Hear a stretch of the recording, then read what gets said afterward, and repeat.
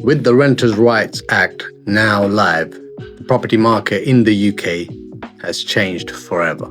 This new law is going to benefit over 11 million renters across England. And landlords are panicking. And rent-to-rent operators are also panicking and are wondering what's going to happen to the market. So for those of you who don't know, the Renters' Rights Law has rewritten the old rules on the rental market in the UK, and it's going to substantially affect landlords and agencies.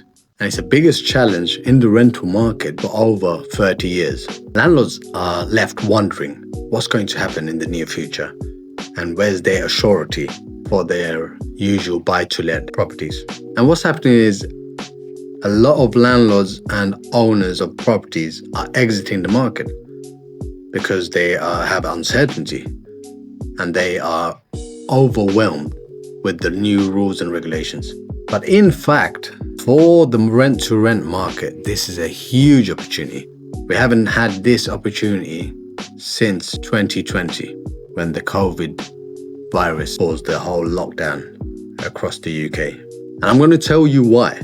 But before I do, let me explain what is rent-to-rent. Rent-to-rent is essentially when you agree with the owner or the landlord of the property to give them a guaranteed rental fixed income every month. And then you re-rent that property. You control the property and you put tenants inside the property and generate cash flow from it. So for example, a 3-bedroom apartment, you guarantee the rent to the landlord for £2,000 a month, and then you rent it out to 4 tenants in the property, and you generate £3,000 a month. So after your bills and the rent to the landlord, you can have £700 or £800 in profit, cash flowing every month. Or you can lease the property from the landlord and then rent it out as a serviced accommodation via Airbnb or Booking.com and such. Back to the Renters' Rights Act. What are the major headline changes that has come into effect from this month? So Section 21 is abolished. Section 21 is essentially where the landlord, if he wanted possession of the property, can give 2 months notice and vacate the tenants from the property so that he can have control of the property again. And this was a no-fault eviction. So the landlord can regain possession of the property without any reason, without any fault from the tenant's side. So this has been abolished. So now, after the Renters' Rights Act has come in, if you want to gain possession of your property as a landlord, you need to serve a Section 8. And Section 8, it involves getting the courts. And with Section 8, there's a lot of rules around it. It's not a straightforward possession order. You really need to follow the rules, specifically with the courts, so that you can regain possession. And as the courts are involved, it could take up to 12 months for you to regain possession. Understand what is the Renters' Rights Act and also how it affects rent-to-rent. So before the new Renters' Rights rules came into effect, you could essentially serve a 2 months notice to your tenant as a landlord and regain possession of your property. And you don't need a specific reason why. And then you can relist the property on the market and re-rent it again after you got possession. So essentially, you're getting the property back within 2 months, and then you're listing it again and finding new tenants who are going to keep paying you the rent that you want for the property. Now that you have to serve a Section 8 and involve the courts, it can take you up to 12 months to get the tenants out.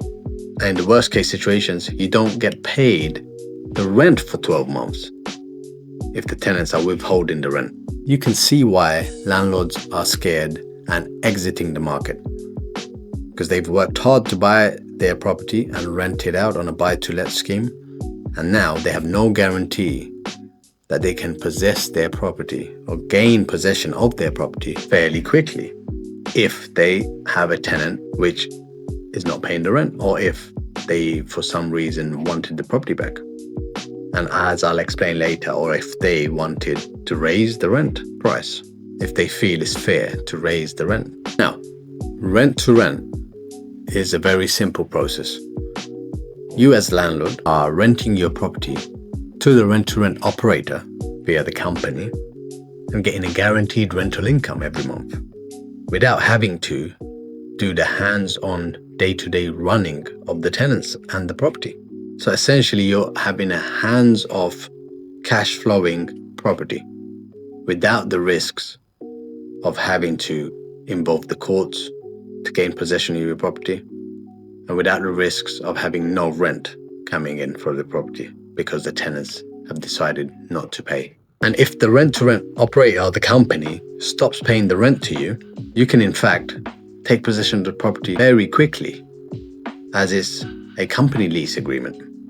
And it's not a APT, the short periodic tenancy, as is required to serve onto tenants after the Renters' Right Act came in.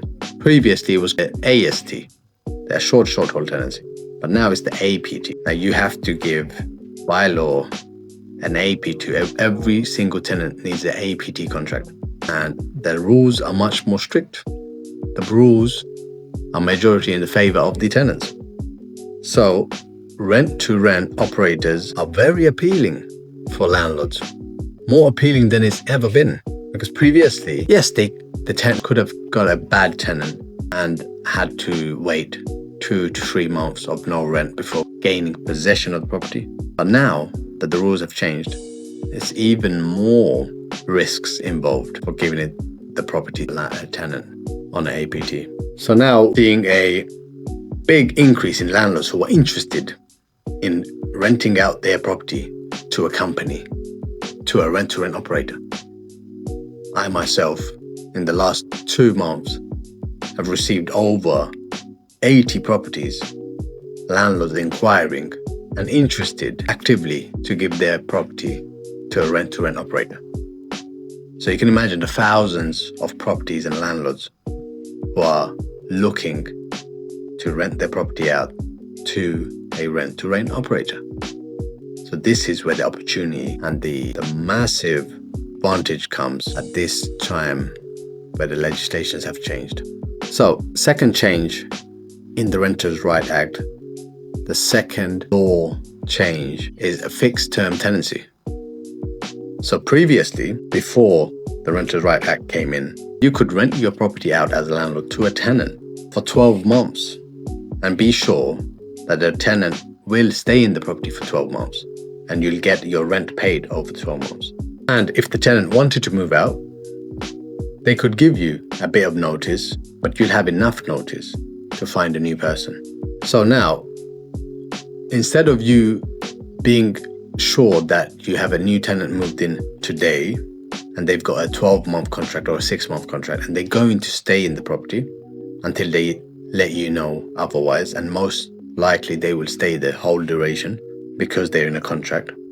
Now it's become a rolling periodic tenancy, which means as soon as they move in, they can give you 2 months notice if they didn't like the property or they just want to move somewhere else or they want to move out. They can give you 2 months notice. So there's no guarantee that they will stay there for more than the 2 months that they moved in. So this creates a big doubt in the mentality of landlords and in the buy-to-let grand scheme of things. Because throughout the year, you could rent your property out essentially every 2 months. And in between that, if a tenant moved in and they give you 2 months notice, you're going to have to do a light redecoration of the property, spend money on it, take a hit on the void periods between a tenant moving in and a tenant who moved out. So if they moved out and there was a 2-week gap, that's the void period, you'd take the hit on it. And you have to get the property up to scratch, invest some money in there. So throughout the year, even if that happened 2 times, let's say on the 5th month, the tenant moved in this month, and by September, they moved out, then it took you 2-3 weeks to find a new tenant and took the hit on that, and you spent £500 or £800 to paint the property. Now your expenses are piling up. The costs are piling up. So at the minimum, in that scenario, if your property rents for £2,000 a month and you got it empty for 1 month, and you've spent £1,000 on painting, for example. Now you've got a £3,000 hit expense throughout the year. You rolled that into the rent of £2,000 a month. You're looking at your rent has decreased from £2,000 to £1,750 a month. That's a big cut on your rental income. It's going to affect your overall yield on the property and paying your mortgage on time and having a security, because property is supposed to be security. But with the new rules, it's very insecure for landlords. But however, with the rent-to-rent deals, the landlord can get a guaranteed assured rental contract and a guaranteed rental income for the next 5 years. So the typical guaranteed rent agreement is between 3 to 5 years. So let's say, for example, you have a property and it rents for £3,000 a month. So at £3,000 a month, over 5 years, that's 60 months. So at £3,000 a month, over 60 months, that's £180,000 secured on a rent-to-rent deal for the landlord. So you can understand why landlords are loving this, why they're excited to go for this. Because previously, the risks wasn't so high before the Renters' Right Act came in. Yes, they could have some risky tenants, but majority of the time, tenants were coming in and staying for 6 to 12 months. And majority of them could, again, extend their contract. So there was not much void period. But now, with the new rules, it's so much more attractive for a landlord to go with a rent-to-rent deal, because they have a guaranteed amount for 5 years or 3 years, but they don't need to worry about their mortgage payments. They don't need to worry about void periods, which is the secret killer in your profits.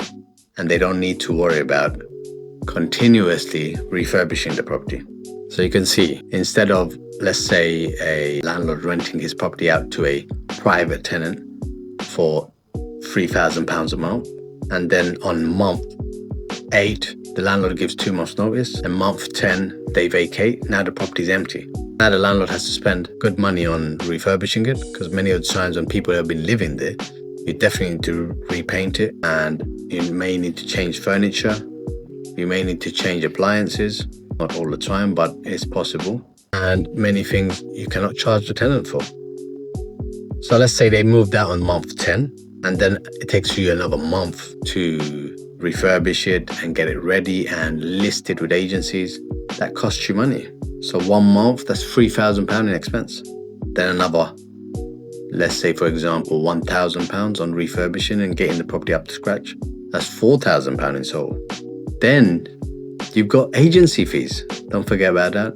You need to pay the estate agent who's advertising it for you. The average cost of 5 to even 10, or the bigger agencies are charging even more than that. But let's say 10% of your rental income now is cutting into your profits. So you can understand why landlords are seeing the rent-to-rent offer and thinking, I'll save on agency fees, I'll save on void periods, I'll save on refurbishing, and I get the security and the stability that this property will have continuous income coming in, and there is a professional company who are looking after it. Now, if you compare that over 5-year tenancies, before the new laws came in, yes, you may get a tenant moving out every year or every 2 years. Over 5-year period, let's say you had to re-rent your property every year. So that's 5 different times you had to rent the property. Now with the new law, tenants could be in and out of there every 6 months, every 3 months. There's no assurity, there's no security. You could be renting that property 2-3 times a year as a landlord. Over 5 years, that's 15 different tenants moving into your property. And you're paying the agency 15 different times. You're taking on void periods 15 different times. If the void period over each tenant moving in and out is £1,000, times that by 15 over the years. After 5 years, you could be at a £15,000 loss. Now it's very appealing to the landlord to go for a rent-to-rent deal. Save on all those costs and headaches. And it's the peace of mind that makes the biggest difference. So even if you as a landlord are earning £36,000 a year from the property, when you add all the fees and the expenses and the void periods, it's really holding your profits and it's eating into that profit. And you could be ending up with 10 or 20% less than if you were giving it to a rent-to-rent company. And number 3, the rules that have changed with the Renters' Right Act is the rental price increases. They are being more tighter regulated and being formalized much more. So previously, the landlord, after the contract's finished, can say, I want to increase the rent by 10% because I've got a lot of fees and my interest rates have gone up. I've got a lot of expenses. So yeah, it's fair enough. I need to increase the rent by 10%. And the tenant would either agree to it or would vacate the property. Now, with the new rules, you can only do that once a year. But on top of that, if the tenant does not agree with the rental increase, you still cannot get your possession of your property back. It has to go through a formal court process. You asking for a rent increase needs to go through a structured legal process. The tenants, they have the right to challenge you asking for the rental increase. And if they believe it's above market rate, then they can challenge it and they can win on that challenge. So you may be stuck at the same rent for the next couple of years. And from what I know, it's going to be a big challenge for landlords to go up against tenants who are contesting the rental price increase. So even if your interest rates are going up and you're feeling the heat that your profits have gone down and you're on the borderline of going into negative, you can't increase the rent. The rules have changed and you cannot increase the rent however you wish any longer. Whereas with rent to rent, let's say you agree on a 5-year contract with a rent-to-rent operator, you can put it into the contract that you're going to have a rental increase every year or every 2 years or at the halfway point. And nobody needs to get the courts involved because the company is agreeing to this and you're agreeing to this and you're signed into this. So you can be sure if your interest rates go up, your rent is going up at a certain point agreed with the company. So it makes it much more easier and a smoother process to deal with a company. Hence again, why it is so appealing and why we have the biggest opportunity in rent to rent that we've ever had. So from the get-go, from the beginning, the landlord doesn't have that uncertainty of having the courts involved and the whole legal structured process and all this on top of their already tight profit margins. If they're dealing with a rent-to-rent operator, they don't need to deal with all the courts and having to speak to the lawyers at every step of the way. Because from the beginning, they can structure the deal with the rent-to-rent operator with all of this included. So it's a massive win and a peace of mind because you know what's happened over the next 5 years for your property and your income and for your mortgages. So moving on to the new compliance body being introduced in the UK. There is an ombudsman being introduced into the private rented sector, which is going to be even more strict on compliance and rules and regulations. So if you as the landlord have a company, a professional company, who are going to deal with all the compliance and all the headache that comes along with it, that's going to save you a massive amount of time and stress, whereas having to deal with all this compliance alone when you have a single tenant in there on an APT agreement. So again, the appeal for landlords to go with a company as at an all-time high. Now, many landlords are not so professional in keeping the maintenance in the best conditions of their properties, as they have a busy life. They may have a job, they may be living in another country. They can't keep on top of all the maintenance. The good thing with rent-to-rent deals is that the operator, the company that the landlord has given the property to, is going to keep on top of the maintenance and going to look after the everyday ongoings of the property and the tenants. So huge stress removed from the equation for the landlord. Power is moving away from landlords and has moved into the hands of the tenants. And there is instability across the UK for the private landlord in the private rented sector. So the appeal and active approach of landlords that I have been speaking to they are happy to deal with a professional company who can guarantee them the rent. And they are not being overly greedy because they are looking at the numbers and seeing that it all makes sense. Financially makes sense, emotionally makes sense for the future peace of mind. So do your due diligence, do your research, but realize that this is a massive opportunity for you to grab a few properties and cash flow those properties using rent to rent and build additional income, either to replace your current income, replace your job, or supplement your job. And even better than that, there are operators and students of mine who are starting to scale from 1 to 2 properties. Within a month, they now have 7 and 8 properties. So it's a bigger opportunity, the biggest opportunity in rent to rent that I've seen. And you should take opportunity of that. So if you haven't already, hit and like this video if you enjoyed and were informed and learned a few things. And if you're ready to start your own rent to rent business, or you want advice on how you can scale your current portfolio, send me a message, send me a DM, get in touch, and I'll see you in the next video.